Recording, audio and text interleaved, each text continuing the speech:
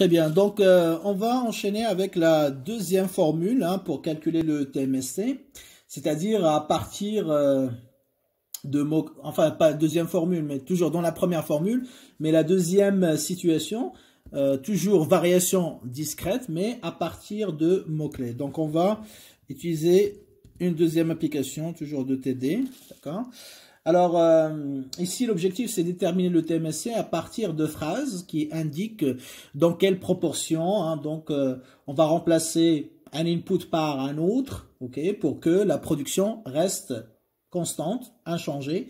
Ça veut dire qu'on reste sur la même isocorp, Alors, imaginons qu'on a un producteur, qui va produire, ou qui produit donc un output, donc des vélos, qui produit des vélos. Supposons que pour produire,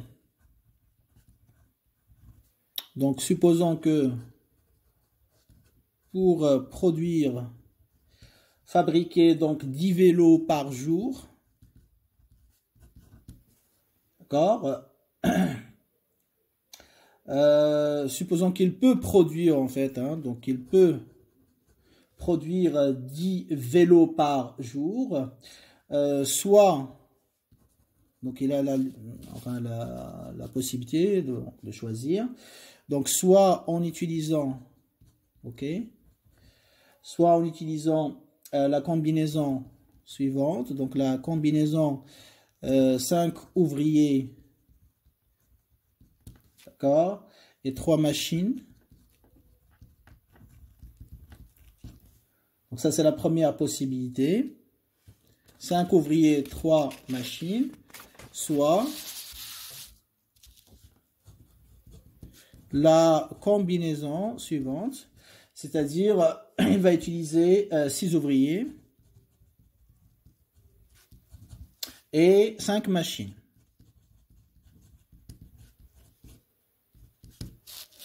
Donc, soit 5 ouvriers, 3 machines, soit 6 ouvriers et 5 machines. Donc, première question, déterminer, donner, trouver le TMST. Deuxième question, d'accord, si 4 machines tombent en panne, par combien d'ouvriers? Par combien d'ouvriers faut-il, d'accord, les remplacer pour que l'output reste inchangé, pour que Q reste constante, c'est-à-dire pour que le producteur continue toujours à produire 10 vélos, donc 10 vélos par jour. Troisième et dernière question, si le producteur voudrait recruter, donc embaucher, on va dire 3 ouvriers, donc 3 ouvriers supplémentaires, à combien de machines doit-il renoncer? Combien d'unités de capital doit-il renoncer, toujours pour que Q soit toujours égal à 10. 10 vélos par jour, bien sûr. Voilà un petit peu donc les questions qui nous intéressent dans cette application. Donc, réponse. Donc là, vous voyez, donc on utilise souvent donc des phrases qui contiennent, comme vous allez le voir, donc les informations nécessaires pour qu'on puisse répondre à ces questions. Alors, la valeur du TMST. Donc ici, voilà, est-ce que j'ai le cas de variation discrète? Bien sûr, donc j'ai pas de combinaison initiale, combinaison finale, même si on a une combinaison, bien sûr, entre deux, au départ, donc, mais pour la suite donc de l'application, on utilise plus des mots-clés. Mais effectivement, donc comme je l'expliquais il y a quelques minutes, donc on peut travailler avec delta, donc variation discrète, soit juste parce qu'on a des chiffres avec des combinaisons, valeur finalement à valeur initiale, soit on a des phrases qui représentent à quoi est égal delta K, delta L. D'ailleurs, on l'a utilisé dans l'application précédente. D'accord? Très bien. Alors, la valeur du TMST. Donc ici, si vous voulez, on est dans le cas de variation discrète. Donc, première question. Donc, TMST, variation discrète. Il faut toujours préciser, voilà, que, enfin, le cas dans lequel, ou la formule de TMST qu'on va utiliser. Donc, variation discrète. Donc, TMST est égal à moins delta K sur delta L. N'est-ce pas?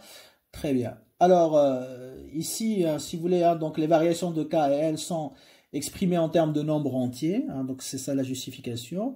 Et on n'a pas de fonction de production, donc pour utiliser la dérivée. Donc, par conséquent, on est dans le cas de variation discrète. C'est-à-dire, on va travailler avec des deltas. Très bien. Alors, justement, donc... à quoi est égal TMST? Donc, on a dit moins delta K sur delta L. On va déterminer à quoi est égal delta K et à quoi est égal delta L. Donc, je reviens à l'énoncé. Qu'est-ce qu'on me dit? Le producteur, il peut produire 10 vélos. Donc, je sais que Q est égal à 10, n'est-ce pas? La quantité d'output. Donc là, c'est clair et net. En utilisant quoi? La première combinaison, c'est 5 ouvriers. C'est ce qu'on a dit. Donc, je vérifie. Donc, en utilisant la combinaison 5 ouvriers et 3 machines, n'est-ce pas? Très bien. Donc, on a une première combinaison 5 ouvriers, 3 machines. C'était la combinaison 3, 5. Donc, Q est égal à 10. Donc, on a dit en utilisant 5. OK, c'est ça. 5 ouvriers et 3 machines. Donc, j'ai la combinaison 3. Donc 3 pour le capital, donc les machines, et 5. Ok, donc Q de 3, 5 est égal à 10, n'est-ce pas? Très bien. Ou l'autre combinaison, bien sûr, donc c'est-à-dire 6 ouvriers et 5 machines, n'est-ce pas? Très bien. Ou 6 ouvriers, et 5 voilà, machine. Très bien. Donc, ça veut dire la combinaison, pardon, avant Q, la combinaison, bien sûr, 5, 3. OK. Donc, la quantité d'output que je peux obtenir avec 5 machines, pas 5, 3, 5, 6, pardon, voilà, 6, donc est égale aussi à 10 ouvriers, enfin 10 vélos, tout simplement, par jour. Voilà. Donc, le producteur il a la possibilité de choisir entre ces deux combinaisons. Donc, elles sont équivalentes. Ça veut dire qu'on peut remplacer l'une par l'autre. OK? Donc, on peut les appeler donc, A et B, si vous voulez. Donc, A, c'est 3, 5. B, c'est 5, 6. Donc, les deux sont équivalentes. Donc, s'ils sont équivalentes, puisqu'ils donnent le même niveau d'output, donc on peut remplacer, n'est-ce pas, l'une par l'autre, d'accord? On peut remplacer l'une par l'autre. Ça veut dire qu'ils sont substituables, tout simplement. Ils sont remplaçables. Donc, en remplaçant A par B, qu'est-ce que fait, en fait, ou B par A? Donc, en remplaçant, d'accord, en remplaçant B par A, on va choisir donc ce sens-là. En remplaçant B par A, le producteur, qu'est-ce qu'il fait? En quelque sorte, donc il va passer de 5 unités de capital, 5 machines, d'accord, à 3 machines. Donc il va abandonner en quelque sorte donc 2 machines. Alors ici on a, je crois qu'il faut inverser, parce que sinon donc ça ne va pas le faire. Donc il faut qu'on ait ici 5, bien évidemment, donc voilà. 5 machines, 5 ouvriers, ici bien sûr 3. Donc on va changer un petit peu dans l'énoncé pour qu'il n'y ait pas, parce que sinon ça ne va pas donner le résultat escompté. Et donc là 5 travailleurs, 6 travailleurs. Donc ça veut dire quoi? Ça veut dire que ici dans la deuxième combinaison, on a dit donc 5 ouvriers et 5 machines, tout simplement. On va juste changer la quantité de travail. D'accord? Dans les deux combinaisons. Donc, 5 ouvriers, 5 machines. Donc, 5, 5, ici. 5, 5 aussi, là. On remplace. Voilà, donc vous allez corriger ça. Très bien. Et bien évidemment, hein, donc pour la première combinaison, donc c'est 3 ouvriers et 6 machines. Donc je reviens un petit peu à l'énoncé. Désolé pour ce contretemps. Donc ici, ce sera 6 ouvriers en fait. Hein, donc le premier, voilà, 6 ouvriers. 6 ouvriers. Hein, d'accord. Et bien sûr, 3 machines, donc ça ne change pas. D'accord. Donc 6 ouvriers, 3 machines. Et ici, 5 ouvriers, 5 machines. Voilà.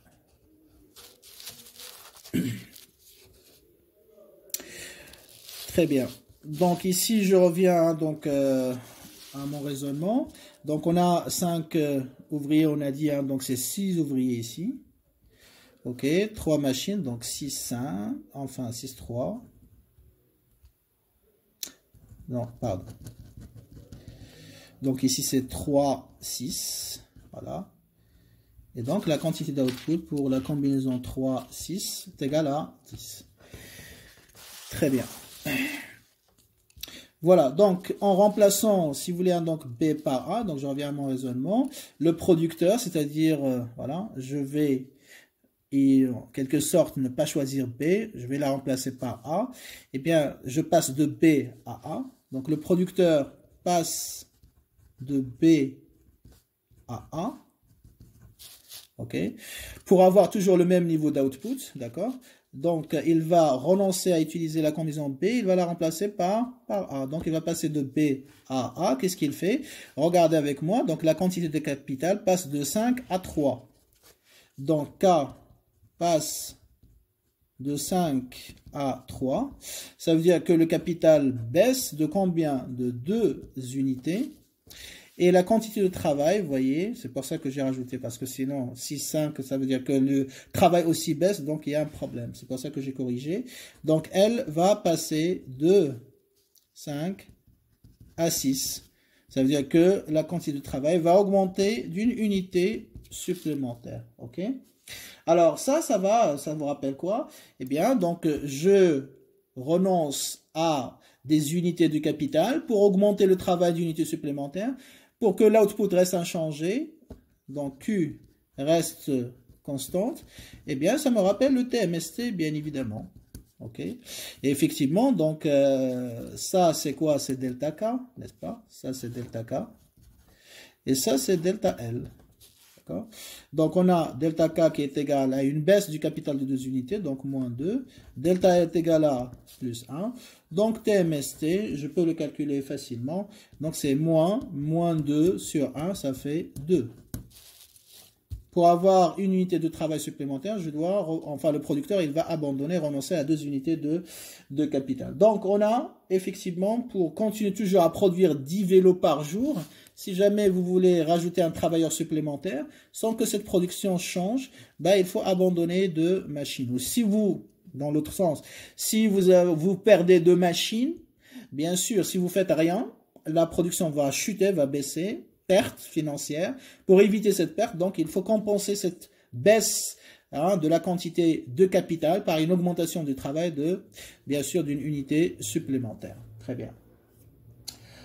Bien, voilà donc le TMSC, comment on l'a calculé. Hein. Donc, même si au départ, on n'avait pas les combinaisons qui étaient données de manière directe, donc on les a transformées à travers le raisonnement. Alors, il y avait une petite erreur au niveau des données, donc je l'ai corrigée. Donc, vous pourrez revenir là-dessus. Et sinon, bien sûr, donc on est dans le cas de variation discrète. On peut en déduire, parce que delta K, c'est de combien varie le capital, en général une baisse. Donc, on détermine de combien il faut baisser le capital. Après, delta L, c'est de combien va augmenter le travail. Et on fait le rapport entre delta K et delta L. Ici, c'est facile parce que delta est égal à plus 1. Donc, TMST est égal à moins delta K. D'accord? Bien, deuxième question. Très bien. Alors, pour... qu'est-ce qu'on nous demande dans la question? Je reviens à l'énoncé. Voilà, donc si 4 machines tombent en panne, et là, donc on a 4 machines qui tombent en panne. Donc ça veut dire quoi? Je perds 4 machines. Ça veut dire que la quantité de capital, le stock de capital, il va baisser. De combien? De 4 unités. Très bien. Par combien d'ouvriers faut-il les remplacer? Ouvriers, faut-il les remplacer? Ça veut dire quoi? Bon, on a une relation inverse entre le capital et le travail. Donc, si le capital baisse, il faut que le travail augmente. Donc, de combien il faut augmenter le travail? C'est ça la question. De combien il faut augmenter L? C'est-à-dire qu'on cherche delta L. Et donc, bien sûr, pour que la production reste inchangée. Donc, dans la deuxième question, donc je reprends un petit peu les données ici. Donc, on nous dit 4 machines en panne. Ça veut dire quoi? Ça veut dire qu'on réduit le capital de 4 unités. Je perds 4 machines, 4 unités. Donc, on a une variation du capital qui est négative. De combien? De 4. Donc, par combien d'ouvriers supplémentaires il faut compenser pour remplacer les machines? Donc, de combien il faut augmenter L? C'est ça la question. Donc, on cherche delta L. Bien sûr, hein, donc, quel est le concept qui me permet de déterminer delta L si je sais ou je connais delta K? Ben, c'est le TMST. On sait que le TMST est égal à moins delta K sur delta L, n'est-ce pas? Donc, delta L qui m'intéresse est égal à quoi? Moins delta K sur la valeur du TMST. J'utilise cette formule. D'accord? Je prends la variation du capital précédée par le signe moins et je la divise par la valeur du TMST. Très bien. Donc, on va faire l'application tout de suite. OK. Donc, cela implique que delta L est égal à moins. La variation du capital est égale à moins 4. Voilà. Et la valeur du TMST, on vient de la calculer, est égale à 2. Donc, moins avec moins, ça fait plus, forcément. Et 4 sur 2, ça fait 2. Donc, ça fait plus 2. Autrement dit, donc, pour compenser, remplacer les 4 machines qui sont tombées en panne, il faut recruter, embaucher, ajouter 2 ouvriers supplémentaires pour que la production, bien sûr, hein, donc reste inchangée. Ici, c'est plus 2, bien sûr. Bien, dernière question. Alors, dans l'énoncé, qu'est-ce qu'on vous dit? Si le producteur, cette fois-ci, on va y arriver, le producteur voudrait embaucher 3 ouvriers supplémentaires, ça veut dire qu'il augmente le travail de 3 unités. Bien sûr, si la quantité de capital reste inchangée, donc la quantité de capital va être modifiée. Donc, si on veut que la quantité de capital ne change pas, il faut baisser le capital, donc le nombre de machines. Donc, à combien il faut renoncer? Renoncer, c'est-à-dire de combien il faut baisser le capital. Combien il faut abandonner. Donc, de combien il faut baisser le capital. Très bien. Donc, je traduis tout ça. Je formalise ça mathématiquement.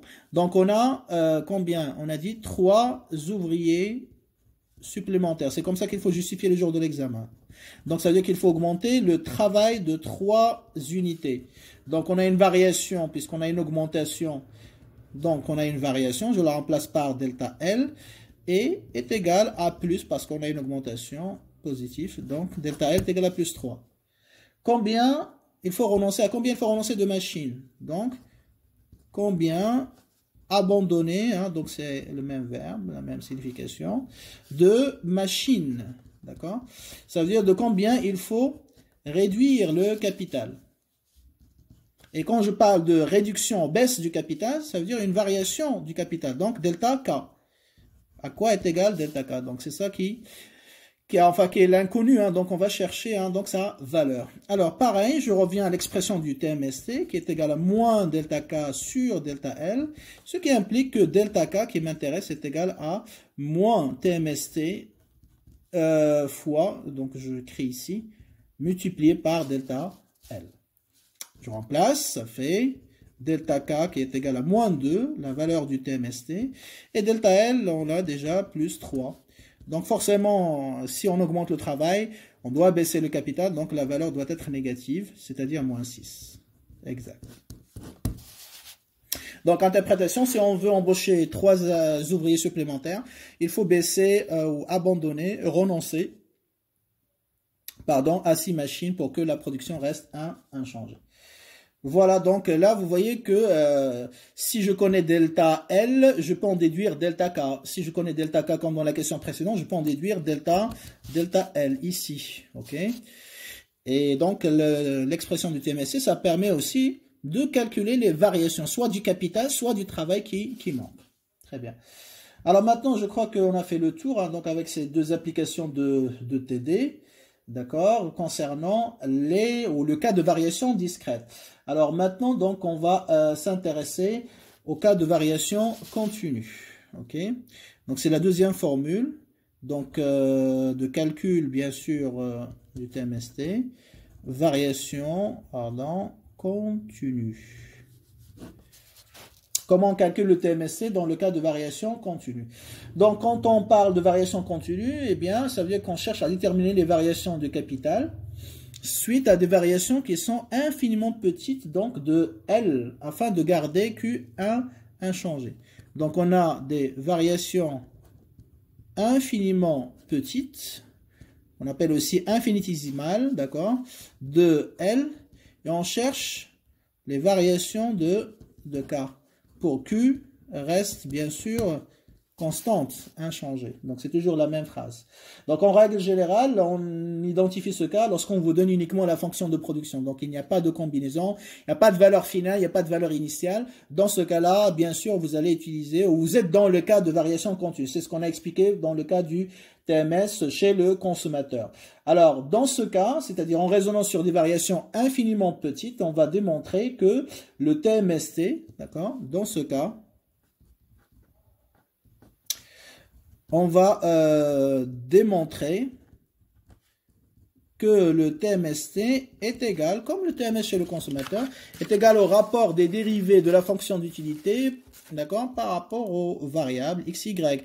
Donc là, on va démontrer que TMST, K par rapport à L, eh bien, c'est la dérivée de Q, donc l'output, on remplace l'utilité par la production, ok, X, on le remplace par L, donc la dérivée de Q par rapport à L et la dérivée, voilà, de Q par rapport à K.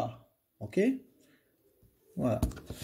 Alors justement, hein, pourquoi on utilise ça? Parce que si on prend TMST qui est égal à moins delta K sur delta L, et on a delta L qui converge vers 0. Donc là, tout ce rapport-là va converger vers l'infini, c'est-à-dire des variations infiniment petites, c'est-à-dire proches de 0. Donc chaque fois que je divise, je vais avoir l'infini. Donc forcément, hein, donc ça n'a pas de sens après. Toutes les situations toujours égales au même résultat. Donc ça pose un problème d'interprétation. Donc pour éviter ça, eh bien donc le TMST, on va dériver, si vous voulez, Q par rapport à L, et on va diviser par la dérivée de Q par rapport à K. Voilà. Donc là, vous l'avez bien remarqué, ici on utilise K au numérateur, donc K devient au dénominateur. Donc on inverse. C'est ce qu'on a fait pour le TMS aussi. TMS est égal à moins delta Y sur delta X, c'est égal à la dérivée de U par rapport à X sur la dérivée de U par rapport à Y. Donc on inverse l'ordre après. Très bien. Donc on va voir cette démonstration. Ok, démonstration. Très bien. Alors par définition, hein, donc c'est à peu près la même définition aussi. On va changer juste les variables. Donc le TMST, qu'est-ce qu'il nous indique en fait?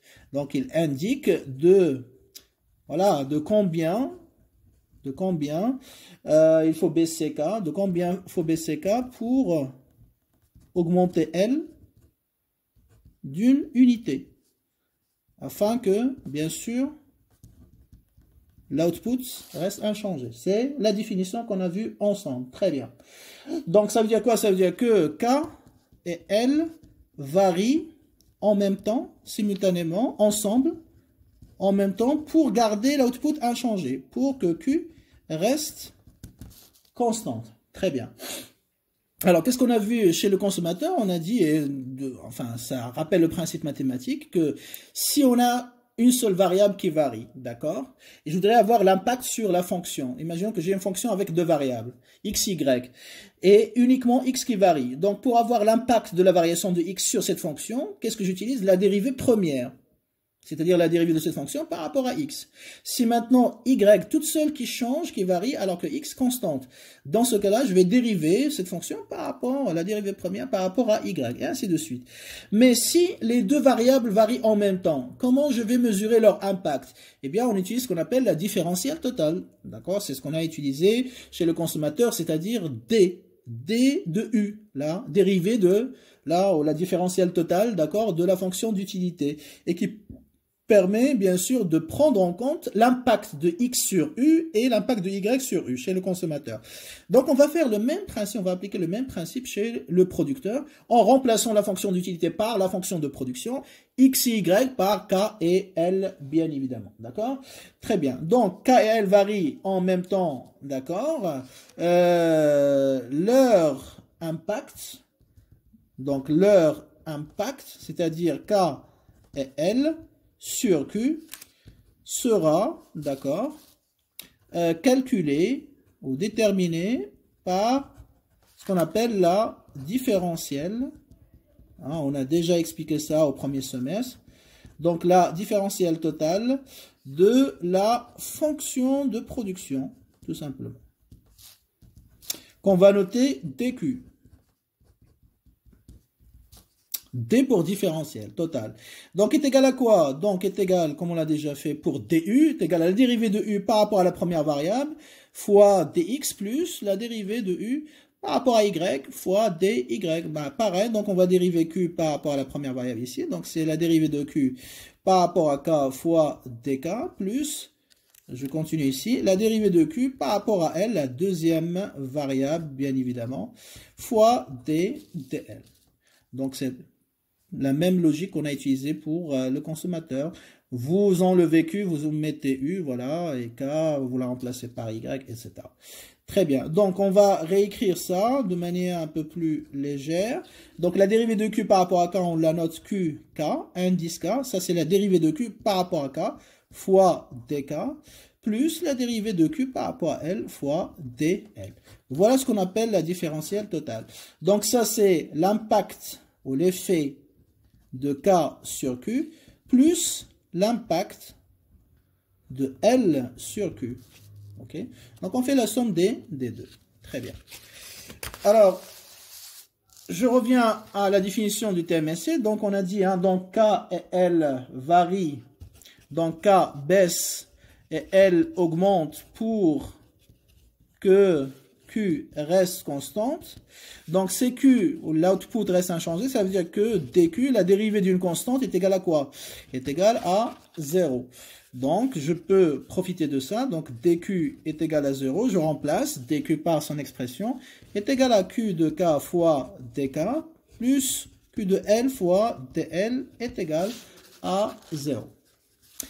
Et moi, mon objectif, c'est quoi? C'est d'écrire l'expression du TMST comme étant le rapport des dérivés, c'est-à-dire de Q par rapport à K et Q par rapport à L.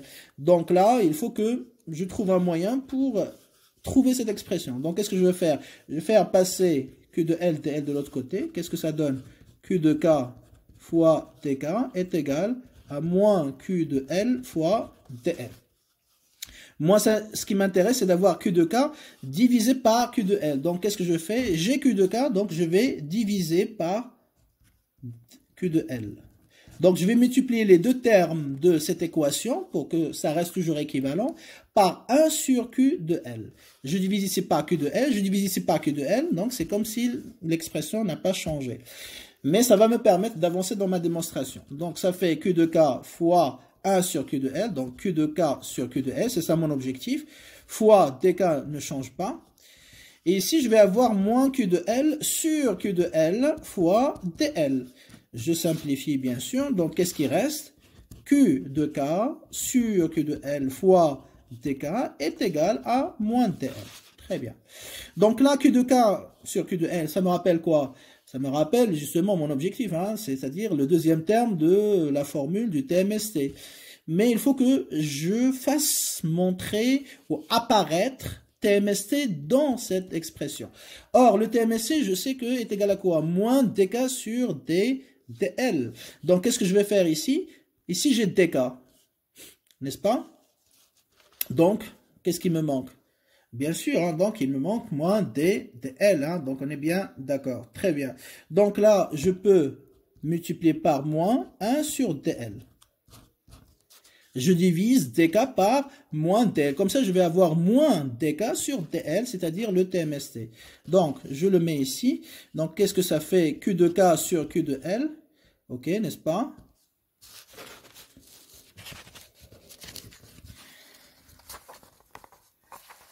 Donc, excusez-moi juste un instant. Donc, j'essaie juste d'ajuster un petit peu, parce que là, j'ai l'impression que ça bouge un peu. Voilà. Ok, très bien. C'est bon. Alors, donc, on a Q de K sur Q de L, donc, qui est égal, ou à la limite, hein, donc, on peut faire plus simple, d'accord? Juste un instant. Alors, je fais passer juste dk de l'autre côté, donc ça fait quoi? Q de K sur Q de L, qui est égal à moins dl sur d dk, n'est-ce pas? Voilà, ce sera plus simple pour vous. Bien sûr, ça aussi, c'est voilà, c'est correct mathématiquement, mais je crois que ça va nous obliger à rajouter 2 lignes supplémentaires. Donc, on va s'en passer, on va faire plus simple. Donc, Q de K sur Q de L et moins dl sur dk. Alors, moi, ce qui m'intéresse, c'est quoi? C'est moins dl sur dk, c'est quoi? Je sais que le TMST, c'est quoi? C'est moins dk sur dl. Ok? Donc, ici, c'est un petit peu l'inverse. Vous voyez, on est bien d'accord. Et donc là, je peux inverser si vous voulez. Donc si Q de K sur Q de L est égal à moins dl sur dk, l'inverse aussi est valable. C'est X est égal à Y. Donc 1 sur X est égal à 1 sur Y. On est bien d'accord. Donc cela implique bien sûr que Q de L sur Q de K est égal aussi à moins dk sur d dl. Or, ça c'est quoi? C'est le TMST. Donc on aura Q de L sur Q de K qui est égal à TMST. Et c'est ça notre objectif de démonstration. Le TMST, c'est égal au rapport des dérivés, bien évidemment, donc de l'output par rapport au capital et par rapport au travail. D'accord? Très bien. Donc, on va arrêter cette deuxième partie-là, hein, donc, et on enchaîne.